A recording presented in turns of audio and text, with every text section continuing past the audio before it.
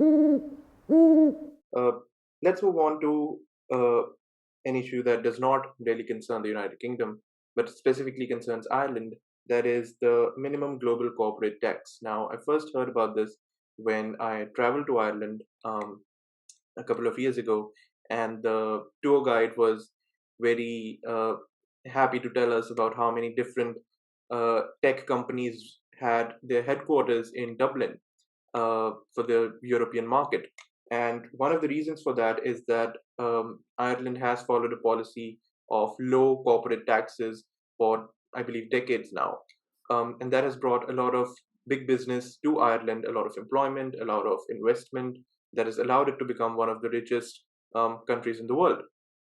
Now, Joe Biden has proposed to the world a 15% minimum global corporate tax, and it's being said that the G20 countries have so far backed it.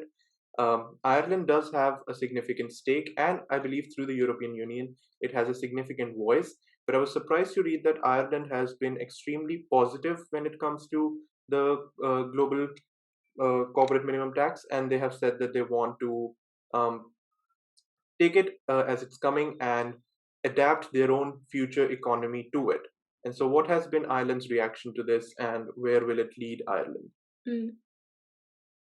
This is a really difficult issue for Ireland. So the policy of attracting foreign direct investment to Ireland is credited with transforming Ireland from one of the poorest countries in Europe to one of the richest, having one of the strongest economies. This was quite a rapid transformation that took place over a few decades. I mean, on the podcast, we recently did an episode which was just about electrification, the bringing of electricity to Ireland, which was still taking place in like the 1960s in Ireland. Mhm. And reading about, we heard from people who were, gathering water from wells, and they didn't have fridges or any sort of electrical appliances in very recent memory, living memory. And this is such a dramatic change to what the reality of life is in Ireland now Mhm. that it is quite astonishing. So quite a lot of the I the parties who have tended to be in power credit quite a lot of that transformation to ability to attract multinationals to come and set up their base in Ireland. They'll say it's not just because of the rate of tax. Obviously, Ireland has a 12.5 percent rate of corporation tax, which is definitely competitive, but it's not the lowest in the world. Also crucial is speaking English, having an educated young population, lots of workers, and also, being part of the single market, the European single market. It means you can sell freely to that, large group of 450 million people. As we've said, so it's sort of a package. Having said that, changing the corporation tax has Ireland has fiercely defended its ability to set its own corporation tax rate. This isn't the first time that there's been proposals like this. The other EU countries, particularly France, have long wanted to tackle this because they see, from their perspective, Ireland's low corporation tax as taking revenues that should be French tax revenues Mhm. and basically offshoring them to Ireland at a much lower rate, ultimately helping multinationals to pay a very low rate of tax. Yeah. It's all down to the new kinds of digital businesses, the kinds of business models we didn't have in the past, where it's difficult sometimes to ascertain where revenue should be taxed. So a lot of countries like Spain, Italy, France feel that they are missing out on a lot of revenues, a lot of things that are being sold to their customers, business is actually being generated in their countries, but it's being taxed by Ireland at this very low rate. So they feel they want to get their hands on some of those revenues.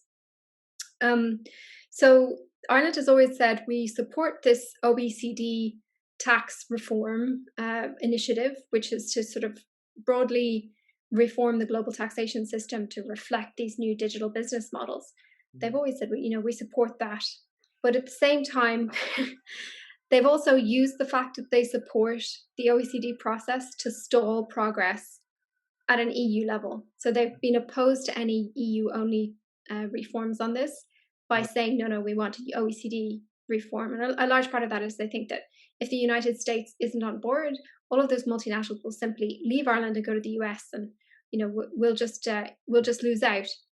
Anyway, now that the Biden administration has come in, there's been a sudden change because, of course, the Trump administration had pulled out of all of these negotiations and had stalled the process. Hmm. There's been a sudden move forward. Suddenly, we've got this 15% tax rate proposed. It's all gathering momentum and puts Ireland in a really difficult position.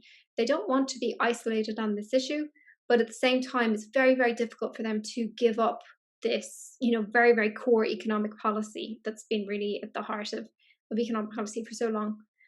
So what the Minister of Finance has most recently said is that we don't support it now. We don't agree. We don't support this 15%. But what he's saying is that we're open to supporting it in the future. There's a timetable for an agreement being reached in October, and he said, we will continue to be open to supporting this.